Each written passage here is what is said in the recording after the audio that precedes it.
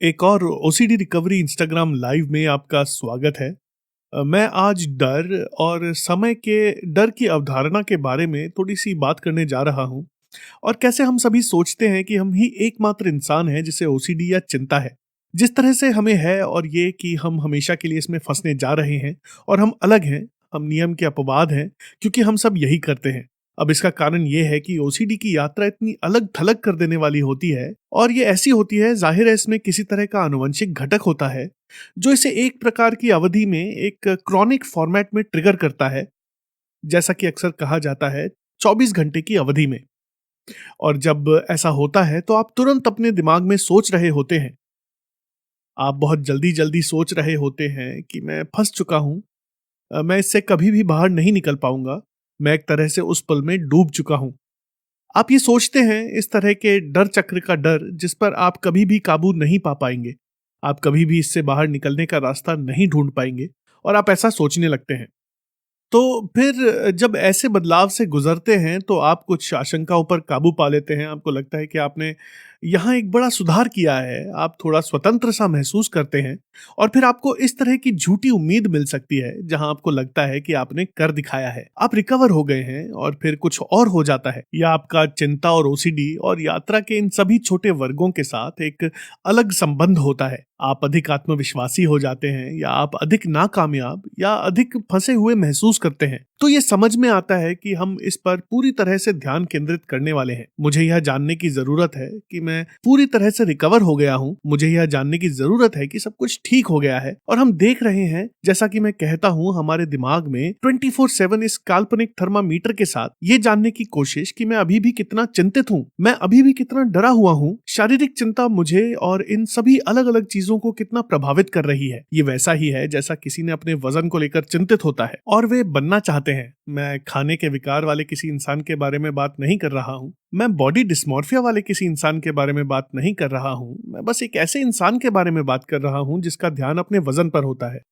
हो सकता है कि वे छुट्टी पर जाने या जो कुछ भी, या इंस्टाग्राम तस्वीरों के लिए बेहतरीन शेप में रहना चाहते हो।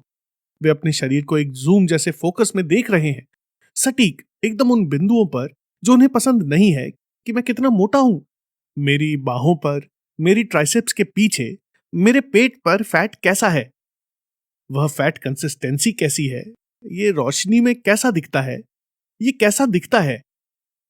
या हो सकता है कि वे टैन और पीला दिखने के बारे में चिंतित हों, या जो भी हो, वे सभी अलग अलग चीजों पर ध्यान केंद्रित कर रहे हैं। खैर, वे उन सभी स्तरों पर पूरी तरह से ध्यान केंद्रित करने वाले हैं और फिर दूसरे लोगों को उनके लिए प्रशंसा की, अरे पता है, आप तो बहुत अच्छे दिख रहे हैं, आप इसके लिए कुछ कर रहे हैं, बूस्ट, क्योंकि उन्हें सशर्त आत्म स्वीकृति मिली है। यह निश्चित ही एक प्रोत्साहन है और फिर वे उन सभी भागों को देख रहे होते हैं और फिर ओह, मैं इन कपड़ों और फिर उस रोशनी में ठीक दिखता हूँ, और वे जूम इन करते हैं और उस पर ध्यान केंद्रित कर रहे होते हैं। हमारी परिस्थिति में चिंता विकार के साथ भी ऐसा ही है, जहां हम देख रहे होते हैं कि आज मैं कैसा महसूस कर रहा हूँ, जब मैं उठा तो मुझे कैसा लगा, जब मैं उठा तो क्या मुझ में बहुत सारी ऊर्जा थी, उस रात मुझे कैसा लगा, ओ मैं रात को इतने वक्त तक बाहर रहा और मैं ज्यादा बुरा नहीं था, शारीरिक लक्षण भी उतने ज्यादा बुरे नहीं थे, उस विचार के साथ मुझे कैसा लगा, या लगता है कि ये विचार कुछ कम हो गया है, जब मैं काम कर रहा था तब मैं कैसा था, मैं काफी अच्छा काम कर रहा हूँ और इसके बारे में भूल गया हूँ। तो इस उधेड़ बुन के साथ आपकी पूरी यात्रा चल रही होती है, जैसे मैं मस्तिष्क और शरीर दोनों में हर शारीरिक संवेदना देख रहा हूँ। और जीवन आपके परिवेश के आपके समान दृष्टिकोण में, तो आपके पास चिंता संवेदनाओं पर यह पूरी तरह से बहुत ही बारीक आंतरिक सूक्ष्मदर्शी जैसा नजरिया होता है। इसलिए जब कोई कहता है कि अरे पता है, सामान्य चिकित्सा व्यवस्था में, जहां वे निश्चित रूप से ओसीडी को बहुत ज्यादा बारीकी से नहीं समझते हैं जितना आप लोग समझते हैं, उनको लगेगा, वे ऐसी बात कहेंगे कि अरे हाँ, ऐसे उपचार प्रतिरोधी मामले हैं, अरे हाँ, कुछ लोगों को जीवन भर दवाओं पर रहना पड़ता है, अरे हाँ, आपको दवाओं वगैरह की बहुत अधिक खुराक लेनी होगी। और फिर वह इंसान और ज्यादा डरा हुआ महसूस करने लगता है। यह फाइब्रोमाइल्गिया और एमी कम्युनिटी में काफी समान है। मैं कई अन्य कम्युनिटी को देखता हूँ। मेरी यात्रा का एक हिस्सा अन्य स्वास्थ्य स्थितियों को देखना भी था जो बहुत खराब थी, और लोगों को वहां रिकवर होने के बारे में आशावादी होना देखना था। और फिर यह मेरी खुद की परिस्थिति में मेरे लिए बहुत बड़ा प्रेरक बन गया। इसलिए मैं अक्सर ऐसी चीजों को देखता था। और अगर आप फाइब्रोमाइल्गिया और एमी कम्युनिटी को देखें तो उनके पास ऐसे लोग हैं जिन्होंने टेस्ट के बाद टेस्ट कराए, डॉक्टर के बाद डॉक्टर और स्पेशलिस्ट के बाद स्पेशलिस्ट बदले। एक ऐसा विकार जिसे वे नहीं जानते कि यह असल में है क्या। फिर बहुत सारा कष्ट सहने वाले लोग हमेशा के लिए फंस जाते हैं। आपका पूरा जीवन बदल जाता है जो आपको ऐसा महसूस कराएगा कि कोई रास्ता नहीं है या आप पूरी तरह से खत्म हो चुके हैं और इंसानी दिमाग को पसंद नहीं आता। इंसानी दिमाग कहीं ना कहीं रास्ता तलाश रहा है और जाहिर है हम उस पर केंद्रित हो सकते हैं और उस पर भी हद से पार जा सकते हैं। इस संदर्भ में मैं बेहतर होने के लिए ओवर टाइम काम करने वाला हूँ। वही मैंने किया। मैं यह सुनिश्चित करने के लिए पूरी तरह से उस स्थिति से ग्रस्त था कि यह हर दिन लगातार हो। रिकवरी यात्रा के लिए हर रोज 4 से 5 घंटे, जो कि बहुत ही अत्यधिक है, जो उल्टा पड़ गया। निश्चित तौर पर मैंने बहुत कुछ सीखा, लेकिन मैं रिकवर होने पर केंद्रित हो गया था। और फिर से आप देखते हैं कि फाइब्रोमाइल्गिया और एमी कम्युनिटी में, जहां वे बात करते हैं कि कैसे जब उन्होंने पूरी तरह से रिकवर होने पर केंद्रित होना बंद कर दिया, जिसने उनके रिकवर होने में महत्वपूर्ण भूमिका निभाई। अब आपको रिकवरी के लिए बहुत अनुशासित होने की आवश्यकता है, लेकिन साथ ही आप अत्यधिक इसके साथ आपका रवैया अत्यधिक नहीं हो सकता, क्योंकि यह उल्टा पड़ सकता है। इसलिए एक संतुलित दृष्टिकोण होना चाहिए और इसकी अलग अलग अवधि में अलग अलग चरण होते हैं। कभी जरूरत पड़ने पर ज्यादा, तो कभी कम करना, और यह कभी ढील देने, कभी ज्यादा प्रयास करने और कभी कम प्रयास के बीच का एक संतुलन है। तो इसमें बहुत कुछ चल रहा होता है। जब जीवन भर की बात आती है, मेरा मतलब कि हम ऐसे समय में रह रहे हैं जहां विशेष रूप से सोशल मीडिया और दूसरी चीजों के साथ लोग प्रेरणा, जीवन लक्ष्यों आदि के बारे में बहुत कुछ देख रहे हैं, क्योंकि ऑनलाइन यह बहुत लोकप्रिय है। साथ ही मनुष्य उस जानकारी को और ज्यादा हासिल करना चाहते हैं। तो अगर आप उस तरह की स्थिति को उसके साथ देखते हैं, तो ऐसे बहुत से लोग हैं जो कहेंगे, ओह, आपको सुबह 4 या 5 बजे से काम करना चाहिए, आपको एक लक्ष्य पर पूरी तरह से केंद्रित रहना चाहिए। हाँ, वह भी है, इसके बहुत सारे फायदे भी हैं, लेकिन इसका उत्तेजित होने के लिए एक बड़ी मात्रा में जोखिम भी है। तो इसमें बहुत कुछ चल रहा होता है। तो टाइम आउट पर हमारे पास एक योजना है और हमें लंबी अवधि के लिए केंद्रित होना जरूरी नहीं है, क्योंकि जीवन में बहुत सारे बदलाव आते हैं दिन ब दिन, और परिप्रेक्ष्य बदलाव हर समय चल रहे होते हैं जो पूरा जीवन बनाने के लिए आते हैं, और हम जीवन भर फंसे रहने के विचार पर पूरी तरह से केंद्रित नहीं रह सकते हैं।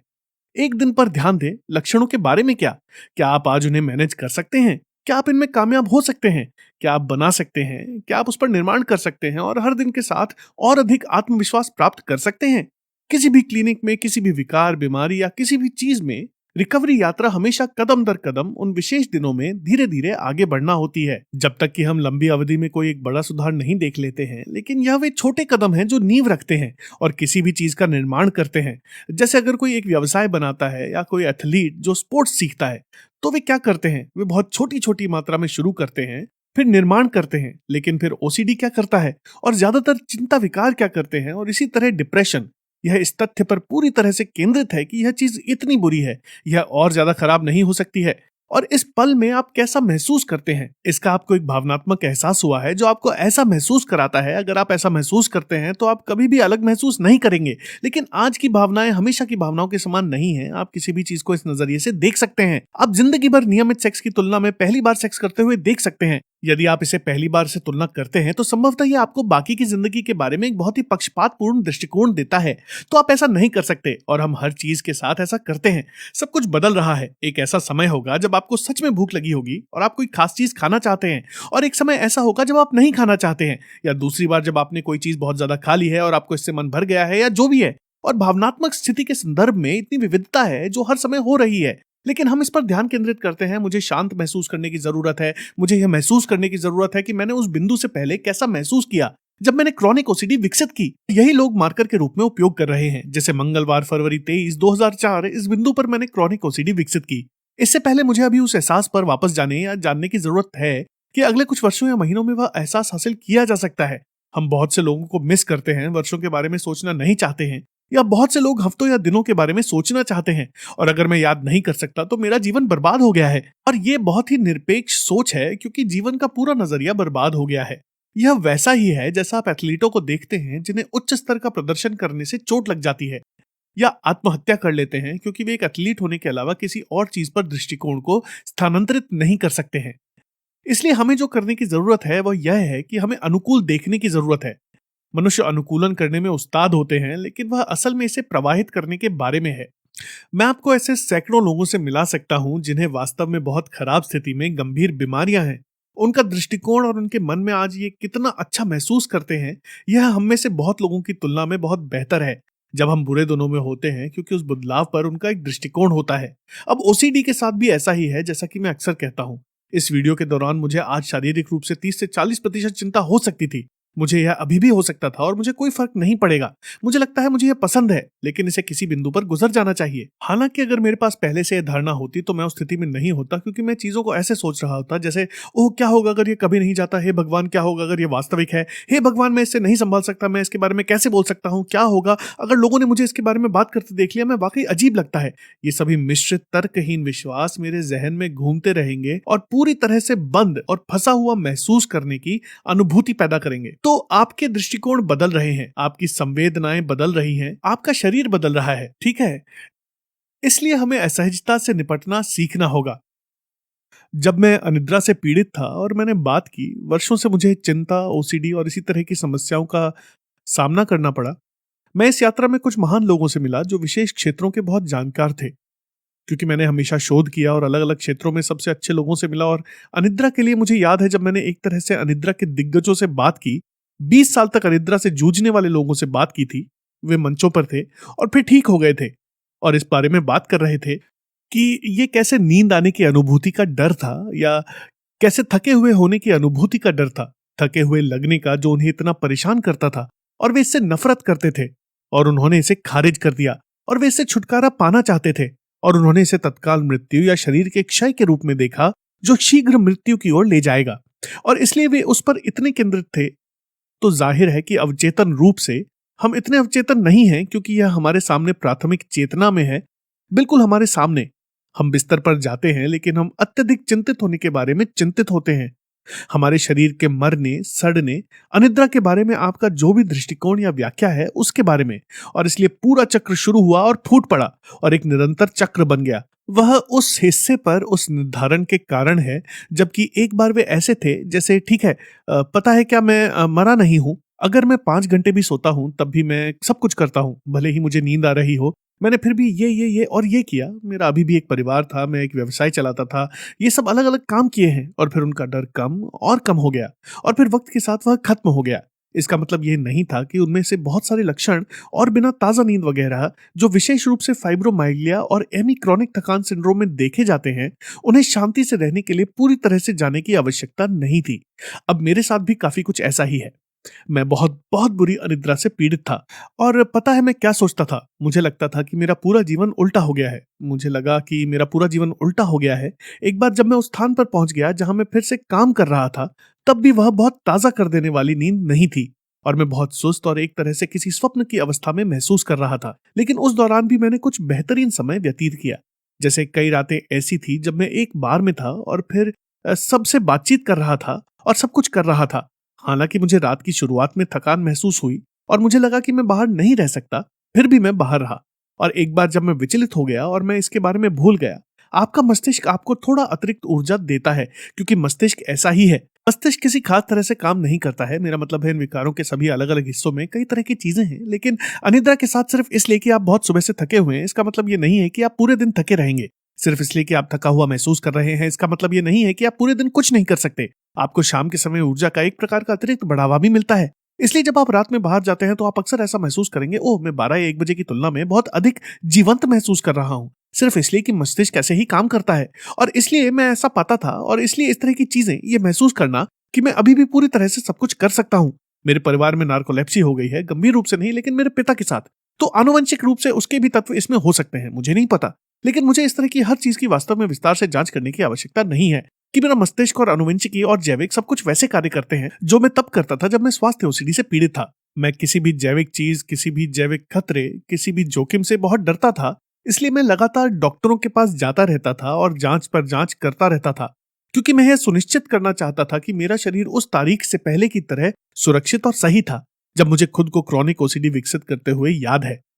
इसलिए हमें 20 साल आगे देखना बंद करना होगा और हमें अतीत में या भविष्य में किसी अवधि की तलाश करना बंद करना होगा। हम ऐसा नहीं कर रहे हैं, हम अब बदल रहे हैं। अब हम वैसे ही हैं जैसे हम हैं, और हम पीड़ा की स्थिति से दूर जाने के लिए आदत डाल रहे हैं और बदल रहे हैं। आप में से जो पीड़ित हैं लेकिन आप केंद्रित नहीं करना चाहते हैं, मुझे अभी शांत महसूस करने की आवश्यकता है, मुझे शांति से रहने के लिए ये सब चाहिए, मुझे बिना किसी शारीरिक लक्षण के पूरी तरह से आराम महसूस करने की जरूरत है। इससे कोई फर्क नहीं पड़ता कि आपके पास खुशी के बारे में शारीरिक लक्षण है। लोग सोचते हैं कि सुख पीड़ा की अनुपस्थिति है। ऐसा नहीं है। ये बस दृष्टिकोण में बदलाव है। अस्पताल के बिस्तरों में पुराने दर्द से परेशान लोग खुश हैं क्योंकि उनके पोते उनसे मिलने आए हैं। यही उनका दृष्टिकोण है। तो ऐसा नहीं है कि खुशी बनाए रखने के लिए आपको जैविक संतुलन की जरूरत है, और अगर आप वह नहीं पा सकते हैं तो आप उसे कभी हासिल नहीं कर पाएंगे। ये एक मिथक है। ये कुछ ऐसा है जिस पर हम सभी ने विश्वास किया है। साथ ही हम आज एक ऐसे समाज में रहते हैं जो एक तरह से हमेशा के लिए जीने और परिपूर्ण होने के प्रति जुनूनी है। हर कोई बेहतर स्थिति में है। कोई भी अब पहले जितना शराब नहीं पी रहा है, और लोग एक बढ़िया शरीर पाने और 110 साल तक जीने के लिए केंद्रित हैं। संभावना है कि हम शायद 110 साल तक नहीं जी पाएंगे, और लोग अक्सर इसे ऐसे मानते हैं जैसे हम 500 तक जीने वाले हैं। अब ये विज्ञान के साथ हो सकता है। हम ये नहीं कह सकते हैं कि ऐसा नहीं है, लेकिन लोग स्वस्थ होने, नींद का संतुलन करने, सही नींद लेने के प्रति जुनूनी हो गए हैं। 10 में से 9 बार वे अपनी नींद में खलल डालते हैं और फिर उन्हें नींद आने की समस्या हो जाती है, क्योंकि वे हैक करने और अपनी नींद को हैक करने में इतना मशगूल हो चुके होते हैं। तो यहाँ मुख्य बिंदु आपके जीवन को संतुलित, हाँ, स्वास्थ्य इत्यादि जीने के बारे में है, लेकिन पूरी तरह से इसके प्रति जुनूनी नहीं होने की वजह से मुझे परफेक्ट शेप में रहने की जरूरत है, और मुझे एकदम स्वस्थ होने, सब कुछ परफेक्ट तरह से करने की जरूरत है, क्योंकि फिर यह एक पूर्णता है। अब मैं इसे अपनी पृष्ठभूमि से जानता हूँ। पिछले साल के बैकग्राउंड से आते हुए, जहाँ मैं फिटनेस को बहुत गंभीरता से ले रहा था और मैं हर कैलोरी और हर प्रोटीन सेवन की निगरानी कर रहा था, और सबसे अच्छे फिटनेस लक्ष्यों के लिए, और कई युवाओं को ऐसा करते देखने का कारण ये है कि उस उम्र में उन्होंने अभी तक जीवन के दृष्टिकोण को नहीं देखा है कि जीवन में और भी बहुत कुछ करना है। हमें उस तरह फिट होने की आवश्यकता नहीं है। फिट होना एक फायदा है और ये बहुत अच्छा लगता है।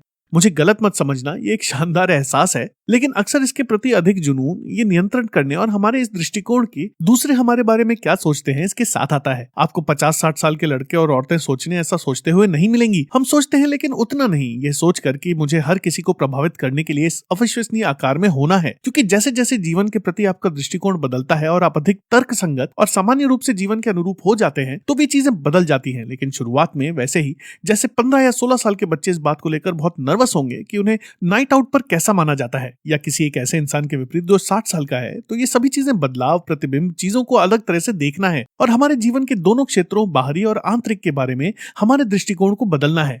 हमें अब आंतरिक रूप से स्वस्थ महसूस करने की आवश्यकता नहीं है। हमें ठीक होने के साथ कोई समस्या नहीं हो सकती है। हमें शारीरिक लक्षणों से कोई समस्या नहीं हो सकती है। हमें पीठ दर्द से कोई समस्या नहीं हो सकती है। हमें मतली से कोई समस्या नहीं हो सकती है।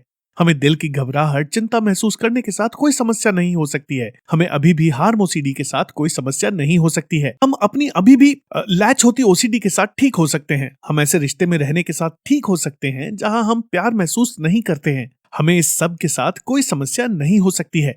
इस समय यह रिकवर होने के बारे में है, और ठीक नहीं होना ठीक है, और ठीक न होने के साथ साथ ठीक होना भी। तो एक महत्वपूर्ण बिंदु है स्वीकृति, और स्वीकृति के साथ हमें अक्सर यह स्वीकार करना पड़ता है कि हम अभी स्वीकार नहीं कर सकते।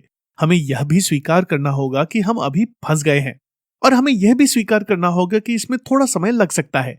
लेकिन हम सब ये एक साथ मिलकर इस पथ का निर्माण करते हैं कि यह सब मिलकर आपको थोड़ा थोड़ा करके बेहतर बनाते हैं, और यह आपके लिए किसी रोलर कोस्टर की तरह होने जा रहा है। इसमें उतार चढ़ाव आने वाले हैं। आपके पास ऐसे क्षण होंगे जहां आप सोचेंगे, हे भगवान, मैं फिर से वहीं वापस आ गया हूं। हे भगवान, मैंने कुछ नहीं सीखा। हे भगवान, मैं अब और नहीं सह सकता। हे भगवान, मैं किन्हीं वजहों से ठीक नहीं होने वाला हूं। सब इससे गुजरे हैं, मैं भी गुजर चुका हूं, और मैं उस यात्रा को बहुत बहुत अच्छे ढंग से जानता हूं। ओह, से पूर्ण राहत की यात्रा से मैंने इसे उबरकर नई यात्रा पर पहुंच गया हूं। अरे नहीं, ये कैसे हुआ? पता है, उस तरह की बात तुम्हें पता है। मेरे पास हॉलीडे प्लान है, मुझे बहुत अच्छा लग रहा है, और फिर एक पुराना डर सताता है। हे भगवान, वह छुट्टी बर्बाद होने वाली है। उन सभी प्रकार की चीजें, यही होता है, इससे यही होता है।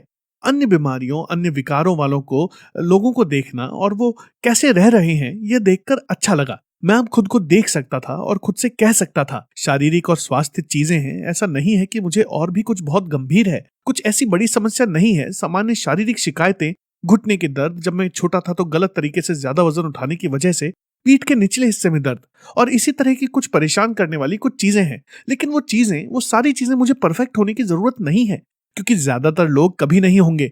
आपने बहुत से ऐसे लोगों को नहीं देखा है जो अपने स्वास्थ्य में आंतरिक रूप से परिपूर्ण महसूस करते हों, लेकिन अब ऐसा नहीं होना सहज हो रहा है। एमी और फाइब्रोमाल्जिया पीड़ित कहते हैं कि मुझे 15 साल से सिर दर्द है और आज ये 50% कम हो गया है, इसलिए मैं इसके बारे में खुश हूँ। अब कोई ऐसा इंसान जिसे सिर दर्द नहीं है, वे सोचते हैं अरे ये तो भयानक है। इसका दृष्टिकोण दर्द के बारे में, स्वास्थ्य के बारे में दृष्टिकोण महत्वपूर्ण है। लोग इसे तब तक नहीं देखते जब तक उन्हें खुद चोट ना लग जाए। मेरी गर्दन में एक क्षतिग्रस्त डिस्क है जहां वास्तव में बहुत बुरा दर्द होता था। हफ्ते में 3-4 बार फिजियो के पास जाता था। मुझे बिस्तर से अपने सिर को उठाने के लिए अपने बालों को पकड़ना पड़ता था क्योंकि सभी डिस्क कितने क्षतिग्रस्त थे और मैं 1 मिलीमीटर भी नहीं हिल सकता था। ये एक बुरा सपना था, खासकर जब मैं बहुत बाहर जाता था। मैं छोटा था, क्लब वगैरह जाता, कोई आपके पास आकर आपसे कहता रॉब कैसे हो, और आपके पास एक गर्दन होती जो 1 मिलीमीटर हिल सकती है। ये आसान नहीं था। मैं आपको आपके जीवन से बहुत से क्षेत्रों में बता सकता हूँ और तब आप उन पलों को सराहना करते हैं जब दर्द थोड़ा कम था और मुझे एहसास हुआ कि यह सब दृष्टिकोण आधारित था। ये पूरी तरह से उस बिंदु पर वापस आने की इच्छा को नियंत्रित करने के लिए पूरी तरह से लैच था। लेकिन चोट लगने से पहले, चिंता से पहले और समय के साथ आप दर्द और चिंता आदि को झेलने के लिए एक और अधिक अभ्यस्त हो जाते हैं। लेकिन क्या होगा अगर मेरा स्वास्थ्य परेशानी में है? ठीक है, आपका स्वास्थ्य एकदम परफेक्ट नहीं होने वाला है। लोग एल्बर्ट एलिस उदाहरण के लिए, जो सीबीटी के संस्थापक हैं, यदि आप इस पेज को फॉलो करते हैं, मैं उनके काम का बहुत बड़ा प्रशंसक हूँ। उन्हें कई स्वास्थ्य समस्याएं थी। उन्होंने एक बच्चे के रूप में अस्पताल में वर्षों बिताए और 90 वर्ष तक जिए। और ऐसे बहुत से लोग हैं जिन्हें जीवन भर शारीरिक स्वास्थ्य संबंधी शिकायतें रही हैं और 90 की उम्र तक जिए। और बहुत से दूसरे ऐसे लोग हैं जिन्होंने स्वस्थ जीवन जिया और फिर 45 वर्ष की आयु में उनकी मृत्यु हो गई, जो पूरी तरह से अनिश्चितता और अज्ञात है। हमें उस अज्ञात की आदत डालनी होगी कि हम नहीं जानते कि कब हम मरने वाले हैं। हम नहीं जानते कि हम कल या अगले दिन कैसा महसूस करने वाले हैं। कोई नहीं जानता। मुझे नहीं पता कि मैं अभी मरने जा रहा हूं या नहीं। मुझे नहीं पता कि कल मैं जागूंगा और मुझे किसी कैंसर के बारे में पता चलेगा जिससे मैं अगले 10 साल तक जूझने वाला हूं। मुझे इसका कुछ पता नहीं है, लेकिन मैं इसे नहीं जानकर ठीक हूं क्योंकि मैं इससे निपटने वाला हूं।